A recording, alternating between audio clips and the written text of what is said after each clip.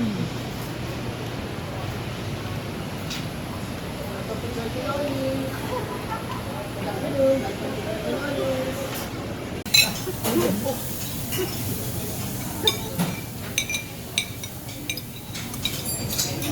rice pa dito.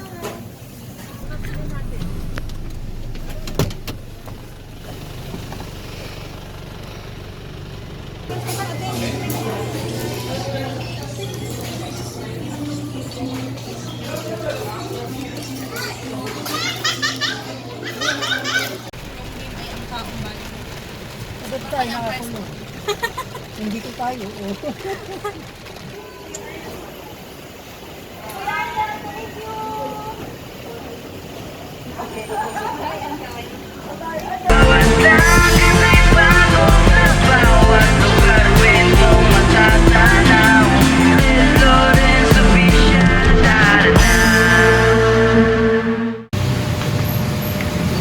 Yo guys, I am back. So after 4 days na wala tayong upload, ayan, finally meron na tayong upload ngayon. So actually, meron naman tayong mga videos na na-save sa cellphone as well as sa laptop.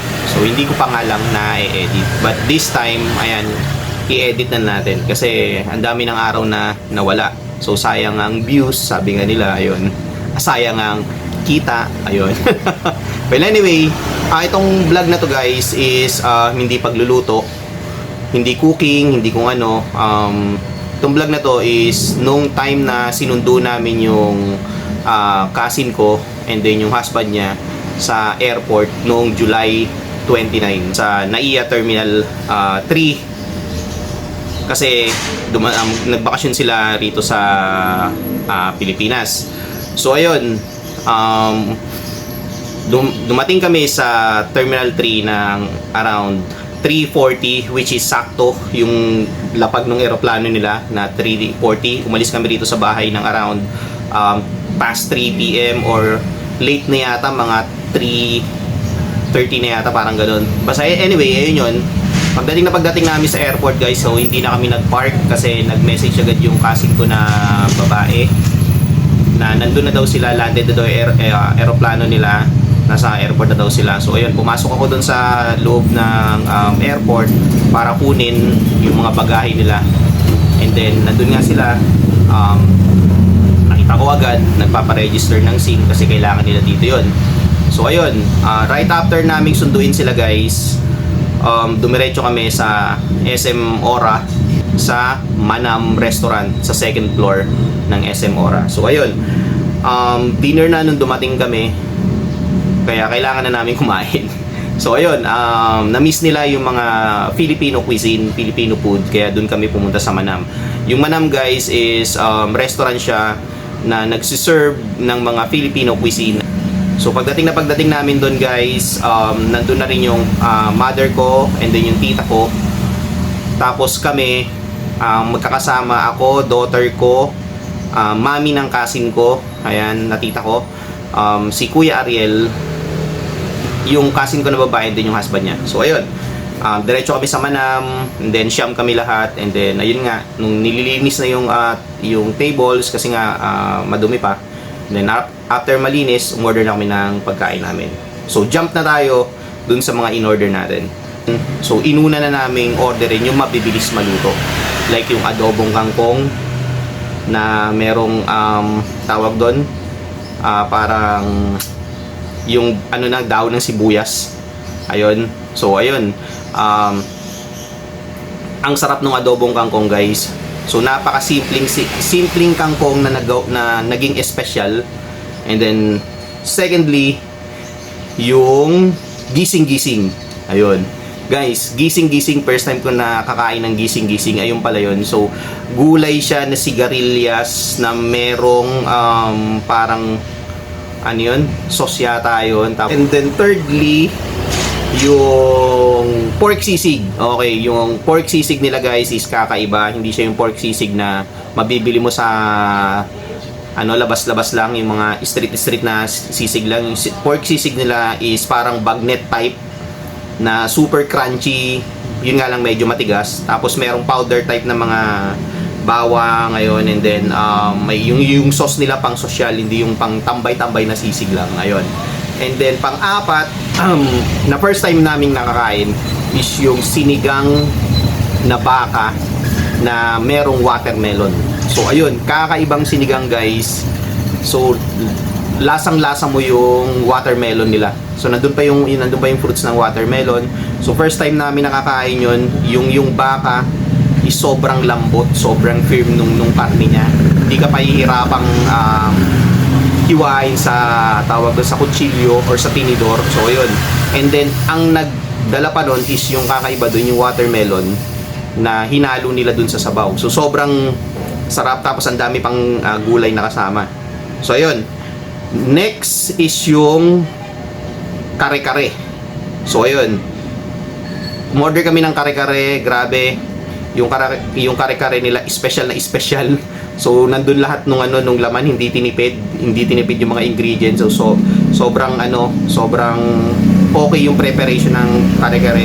So unfortunately, hindi ako kumakain ng kare-kare. So ayun, sila yung kumain ng kare-kare guys. Ako talaga totally honestly speaking, hindi ako kumakain ng hindi ako fan ng ng kare-kare. Bakit? Alam na nila yon kung bakit hindi ako fan ng kare-kare. So ayun, apart from those na main course namin, umorder din kami ng smoothies. So ayun, umorder kami ng kagaya ko, umorder ako na buko pandan na smoothies na juice. Ayun. Tapos sila mango juice, and then sa daughter ko is parang yung ube something na smoothies or tea ba yun. Ayun, and then mga kanina bowl of rice. Tapos after nun syempre kwentuhan dahil matagal nga bago huling nakauwi yung cousin ko rito tsaka yung husband niya. So it has been 8 years nung last na uwi nila rito sa Pilipinas. Ngayon lang uli sila nakabalik. So after namin guys kumain, syempre kwentuhan and then pahinga. And then after nun guys, we decided to go home na kasi nga galing pa sila sa 22 hours flight from London to Singapore to Manila. So connecting flight siya guys. And then so pagkarating namin dito guys sa bahay, syempre pahinga na kami lahat. And then day 2 Thursday, nag-iya silang mag-lunch naman somewhere dito sa BGC. So pumunta kami guys sa George and Onis restaurant dito sa may Port Avenue, corner 31st Avenue dito sa may BGC. Ang magkakasama is yung cousin ko, then yung husband niya, then yung tita ko, mami ng cousin ko, and then yung tita kong isa, ako, yung wife ko, yung daughter ko, and then yung pamangkin namin ng wife ko na si Mike.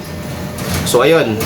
So kami naman yung magkakasama. Kami rin magkakasama nung last night, pero wala nga lang si Mike.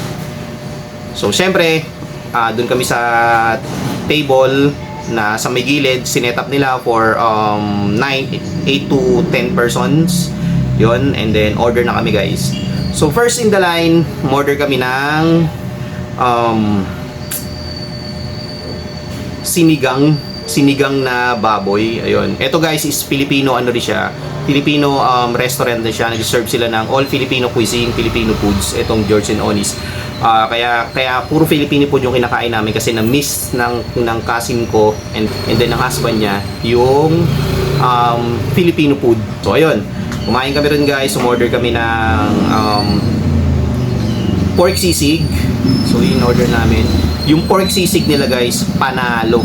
Yun talagang pork sisig na tawag ng pangtambayan. Mga parang nabibili mo lang sa kali. Ganun na ganun yung lasa ng pork sisig nila. At syempre, nakalagay siya sa plate mismo ng sisig. Unlike dun sa Manam, nakalagay siya dun din naman sa plate na yun, pero kakaiba yung nila yung sisig nila. Parang bagnet type. Dito talaga guys, pork sisig na fried. So ayun, talagang pantambayan yung lasa niya. As in, Filipino delicacy talaga siya na pork sisig. And then after nun, umorder kami ng laing. So ayun, order kami ng laing. Syempre, ang sarap nung laing, maanghang-anghang yung laing nila. Ang ganda nung pagkaka-prepare nung laing nila. Panalo, thumbs up. Panalo pa yung lasa niya, laing yung datingan talaga, pati yung preparation niya ang ganda. So after namin umorder ng laing, umorder din kami ng dinuguan with puto. So ayun, umorder kami ng dinuguan with puto. Tapos doon, yung puto, yung dinuguan nila, okay yung dinuguan nila guys. Hindi siya yung masabaw na dinuguan. Lahat ng laman niya ng dinuguan is nandun, kumpleto siya. So hindi siya yung tinipid na dinuguan. Yung puto nila manalo. Syempre dinuguan at puto, ano yun, di ba? Partner yun. So ayun. Putulin ko muna, charge ko muna tong mobile ko. Kunin ko lang yung power bank ko kasi 10% na lang. Wait lang guys ha. So okay, going back. So yun nga, umorder kami ng dinuguan na may puto. Ang sarap guys. As in, totally ang sarap. Then after nun guys, umorder kami ng bangus belly. So thumbs up yung bangus belly. Favorite siya ng husband ng cousin ko, yung bangus belly. So umorder sila ng bangus belly. Grabe ang sarap nung bangus belly guys, no doubt. Yung bangus belly nila, yung pagkakaluto nila. So makikita nyo rito sa video ko. So na-videoan ko siya, yung bangus belly. Ang ganda ng preparation niya. So sobrang firm nung bangus, sobrang soft. Ang bilis mo lang makain. So wala siyang malalaking mismong tinik. So meron man yung maliliit na, pero tolerable naman, pwede na siyang maputol sa ngipin mo kapag kinain mo. So ayun, after nung order namin na bangus belly, order kami ng crispy pata. Yung crispy pata is yung pampinali namin na hindi namin na nakain. Konti lang, kumbaga tumikim lang kami. Kasi nga sobrang late na siya dumating, parang 15 minutes late na siya dumating. Patapos na kami kumain lahat. So yung crispy pata nila panalo. So kahit na gamitan mo siya ng plastic na fork and spoon, napaka-tender nung baboy niya. Napakalambot. So yung balat niya is pwede mo nang hiwain na durugin na. So maririnig mo talaga yung yung crunch niya pag pinutol mo yung balat niya. Tapos syempre hindi mapubuo yun na wala kaming drinks. So umorder ako guys ng salted cream na Thai tea. Ayan, salted cream na Thai tea. And then yung sa wife ko, strawberry tea or strawberry juice. Same goes with my daughter, and then yung the rest is meron na silang kanya-kanyang juice din. So nung na-serve na lahat, syempre dasal muna, and then afterwards chibuga na. So ayun, kain na kami guys, then kwentuhan. After ng kwentuhan namin, tapos pahinga ng konti, and then uwi na. So naglakad lang kami guys, papunta at pabalik ng bahay namin, kasi malapit nga lang guys yung lugar kung saan kami kumain ng lunch nung Thursday. So ayun, and then syempre yung mga naiwan namin guys, tinake out namin yun. Okay, then pagkatapos nung guys, pahinga na kami sa bahay. Third day guys, third day nung Friday, yesterday. So pumunta naman sila sa wedding ng friend ng cousin ko, tsaka ng husband niya. So yun, pumunta sila sa INC wedding somewhere dito sa Guadalupe Nuevo, yung INC dyan, nung 2 PM nung hapon. So hinatid namin sila doon sa INC, and then hinintay na rin namin sila right after ng wedding. So ayun, tawag doon, pag alis namin dito, ang ganda ng panahon. So gloomy siya. Pero pagdating namin doon guys, nung kumakain na kami sa pagkahatid pala namin sa kanila sa INC Church, doon sa Guadalupe Nuevo, dinrap off lang namin, and then hanap kami ng makakainan. And nakita kami doon sa Jollibee. So kain kami sa may Jollibee. Dito lang yun sa may Guadalupe din, sa may intersection papuntang Barangay Pitugo, and then West Rembo. Barangay Pitugo, then Guadalupe Nuevo, yung intersection yung Jollibee doon. So ayun, order kami ron guys, and then doon na kami palipas ng 1 oras bago kami bumalik sa may simbahan. So pagtapos namin kumain guys, bumuhos yung napakalakas na ulan. So ayun na yun guys, sobrang lakas ng ulan, and then sinundo namin sila.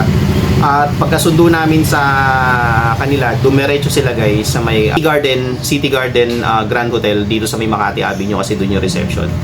So yun, din-wrap up namin sila doon, and then ang pagbaba nila doon guys, hindi na namin sila sinundo nung gabi kasi nag-in-drive or nag-grab na lang sila pabalik.